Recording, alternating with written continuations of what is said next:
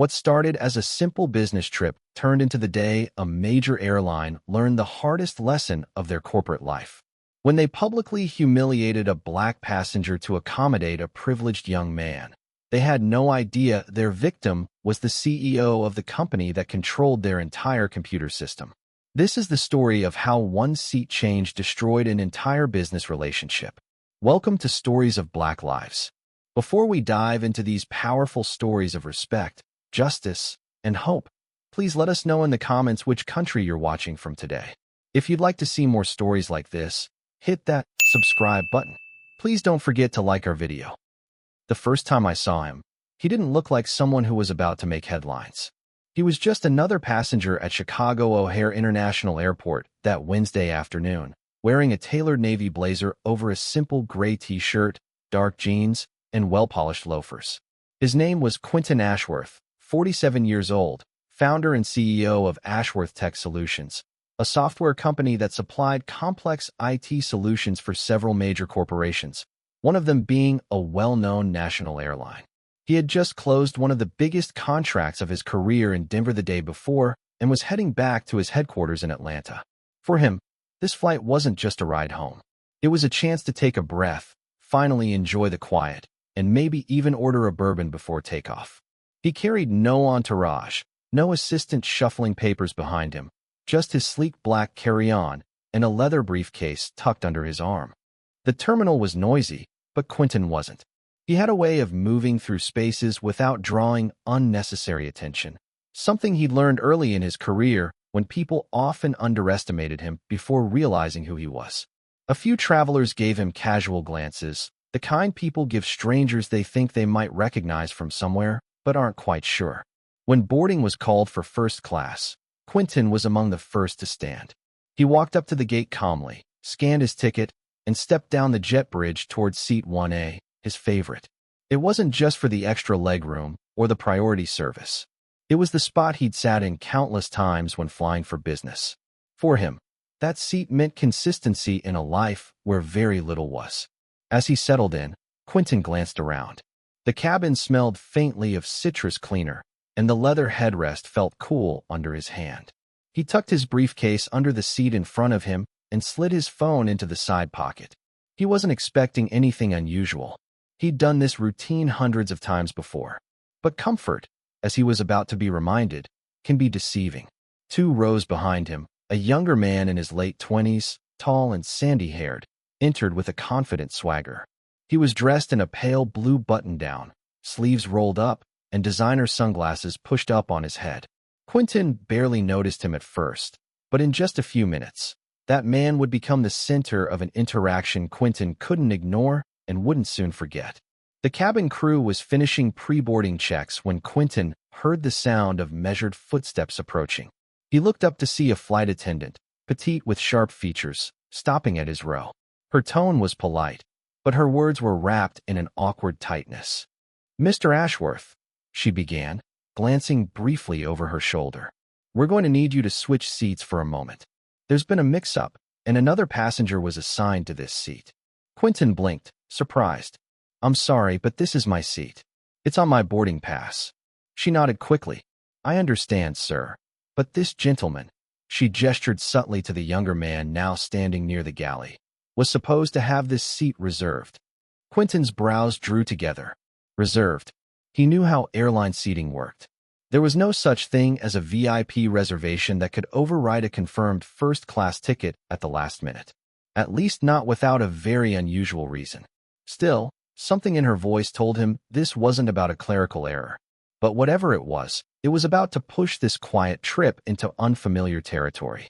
Quentin stayed in his seat, his back straight, but his voice even. "I booked this weeks ago. First class, seat 1A. I don't understand why I'd have to move now." The flight attendant shifted her weight from one foot to the other. Her eyes darted briefly to the young man who was leaning casually against the wall near the galley, arms folded like he had all the time in the world. "It's just, he's a frequent VIP flyer with our airline," she said softly, almost apologetically. "It would make things easier for us if you could take another seat for this trip." Quentin could feel the subtle shift in the cabin around him. A few other passengers in first class were now watching, pretending not to listen, but clearly following every word. It wasn't loud, but there was a current of curiosity moving through the air. He turned his head and finally looked at the man they were asking him to move for. The guy was smirking slightly, like this was all a mild inconvenience for him, but also something he expected to go his way. He didn't offer an introduction, didn't speak up to say, "It's no big deal." He just stared back at Quentin as though waiting to see if he'd comply. Quentin's voice remained calm. "And where would you put me?" The flight attendant hesitated. "Seat 3C. It's still first class, just a few rows back."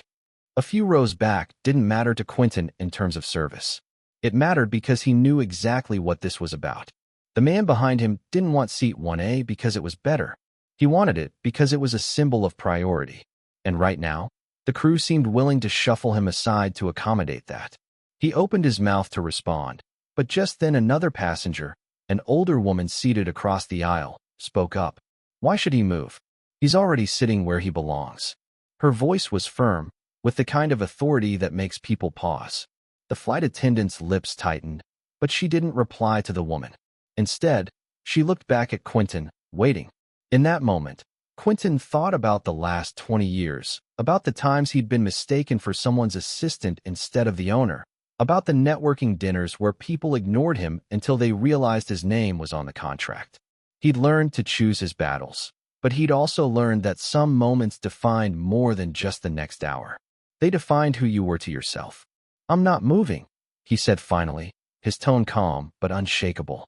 The flight attendant gave a tight nod and walked toward the galley. Quentin could hear muffled voices, hers and another crew member's, before she returned with a clipped smile. "All right, Mr. Ashworth," she said.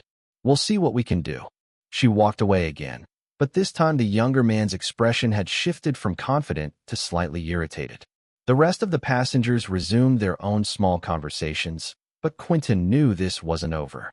Something told him the crew wasn't finished trying to get him out of that seat. But what he didn't realize yet was how public and humiliating their next attempt would be. The boarding process dragged on, and Quentin could feel the tension creeping back into the cabin. Passengers were settling in, tucking bags away, and flipping through safety cards. But every now and then he caught the younger man glancing his way, like someone watching a chessboard waiting for the next move. It came faster than Quentin expected. The same flight attendant returned, this time with another crew member, taller with a brisk, no-nonsense demeanor. The taller one leaned slightly toward Quentin's row. "Mr. Ashworth," he began, "I'm afraid there's been a seating miscommunication. We really need you to relocate so this passenger can take his assigned spot. It's important to our operations today." Quentin raised an eyebrow. "Important to your operations, or important to him?"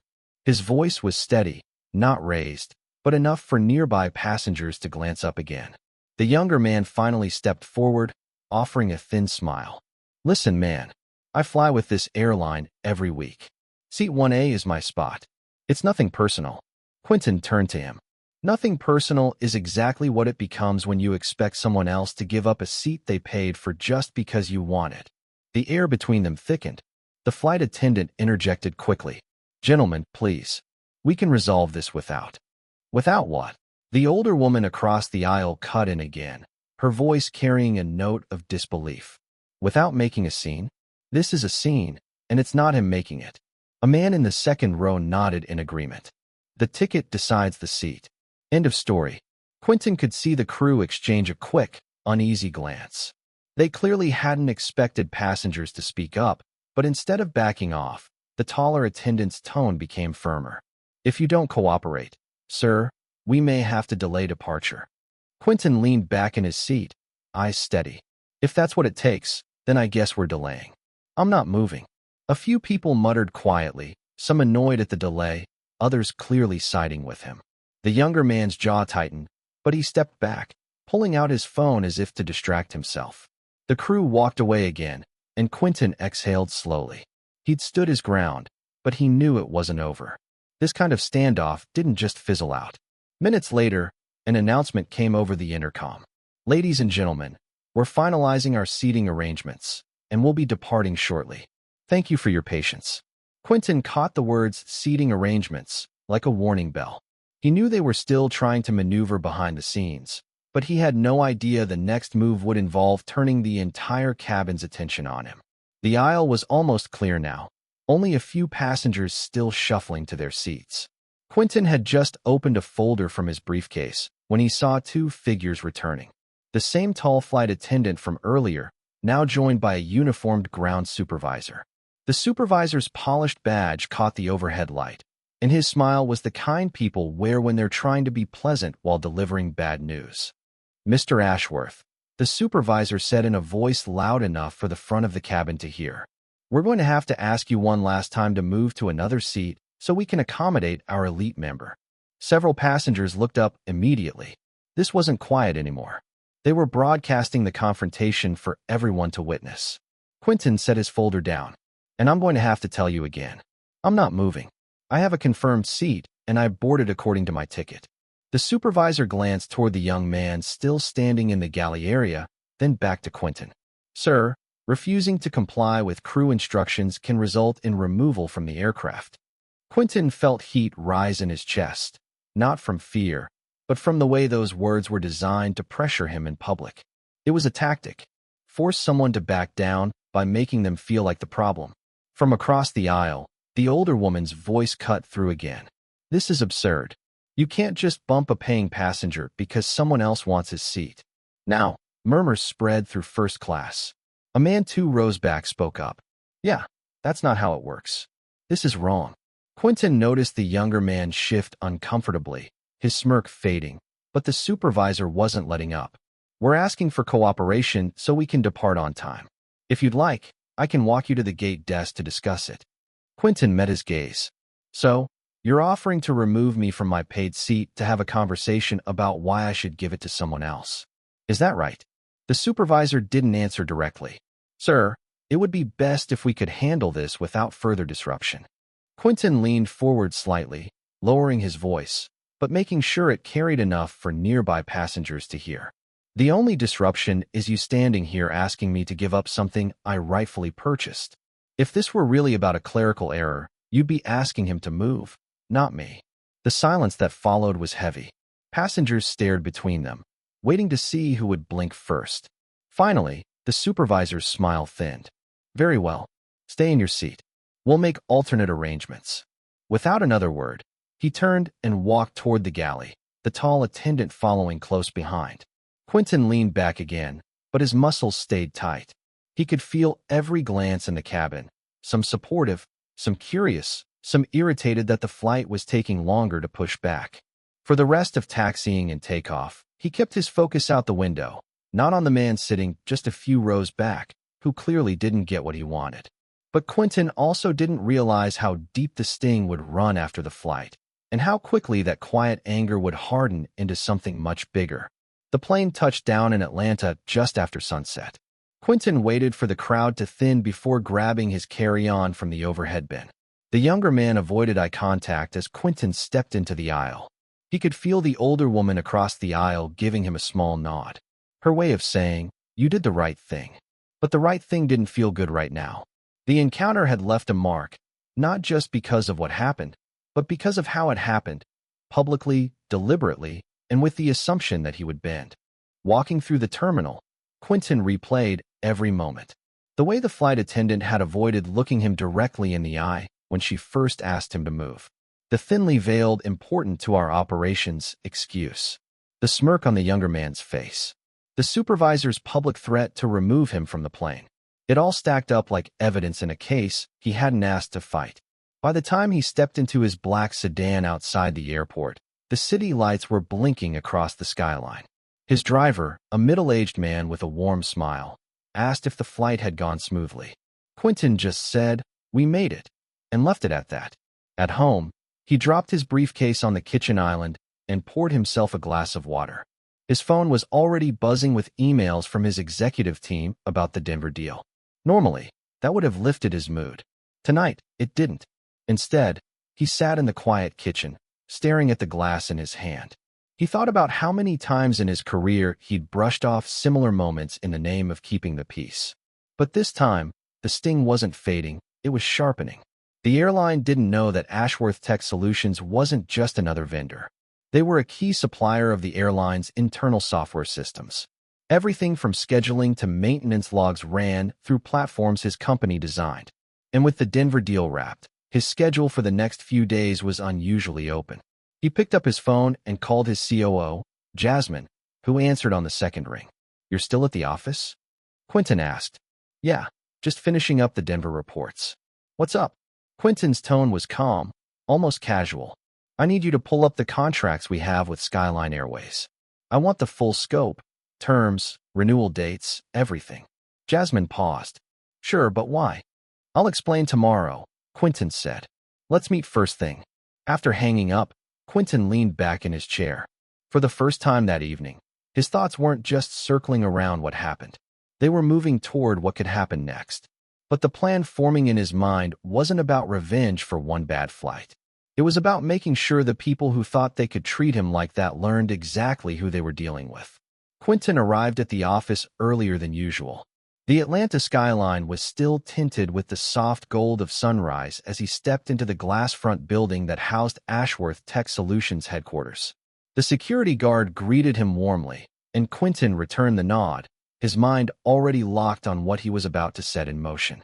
Jasmine was waiting in the conference room with a stack of printed documents and her laptop open. "I pulled everything," she said. "Our main contract with Skyline runs through the end of the year. Renewal discussions are scheduled for August. We provide their flight scheduling, maintenance tracking, crew management. Basically, if our systems went offline, they'd be in chaos within hours."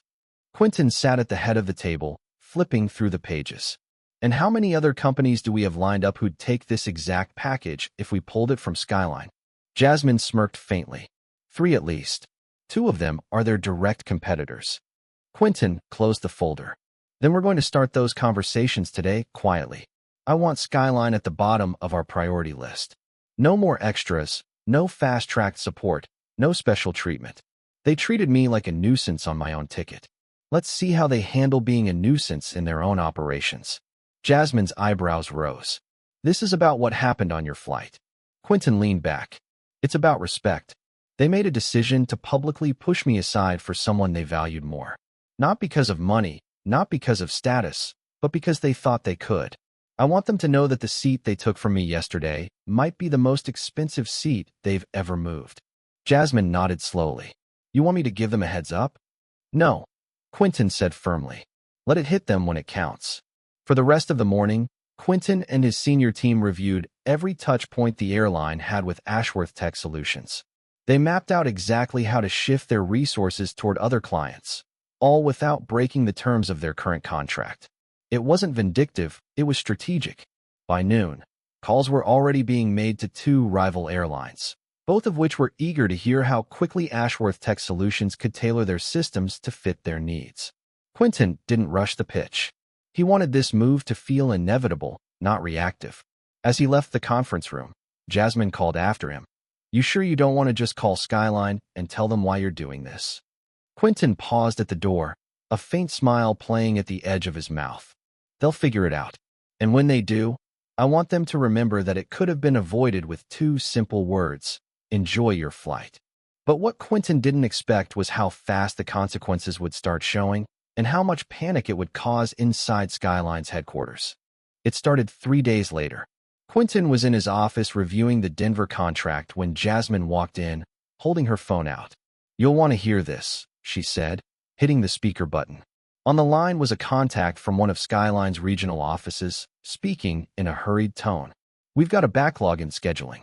The system's running slower than normal, and our support requests aren't being prioritized like they used to. We've got flights at risk of delay." Jasmine gave Quentin a look. Quentin simply leaned back in his chair, letting the man on the phone continue. By the end of the week, the calls were coming directly from Skyline's corporate office.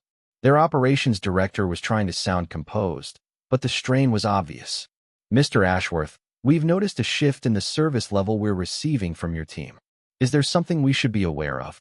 Quentin's reply was calm, deliberate. "Your service level is exactly what our contract specifies. Nothing more, nothing less." There was a pause on the other end. "Then we'd like to arrange a meeting to discuss an extension. We're prepared to make adjustments to the current terms."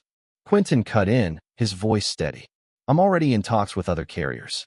We'll fulfill our agreement with you, but beyond that, I think our priorities are better aligned elsewhere. It was polite, professional, and final. 2 weeks later, word was circulating in the industry. Ashworth Tech Solutions was shifting its resources to competitors. Skyline wasn't collapsing, but their operations were strained. Their reputation taking subtle but noticeable hits. The kind of damage that lingers. One afternoon, Quentin received a letter, not from their corporate office, but from the CEO himself. It was short, acknowledging an incident on one of their flights, apologizing for any misunderstanding, and expressing hope they could rebuild the business relationship. Quentin read it once, then set it aside. An apology sent weeks later, only after feeling the consequences, wasn't the same as the one that should have been given in the moment. That night, over dinner with a close friend, Quentin summed it up. People think disrespect is a moment, a small thing you can brush past. But sometimes it's the moment that decides how the next chapter of your story is written, for you and for them. The friend nodded. So you're not going back? Quentin smiled faintly. Not unless they buy a ticket to my flight, seat 1A. The moral: respect is not about position or status or titles. It's about how you treat someone when you think no one is watching. The smallest choices can cost the most. And sometimes the price doesn't show up until it's far too late to fix. If you've ever been in Quentin's shoes, overlooked, underestimated, or pushed aside, remember, you have more power than you think. Use it wisely. Stand your ground when it matters, and never let someone decide your worth for you. Because sometimes the quietest seat on the plane can turn out to be the loudest statement you ever make.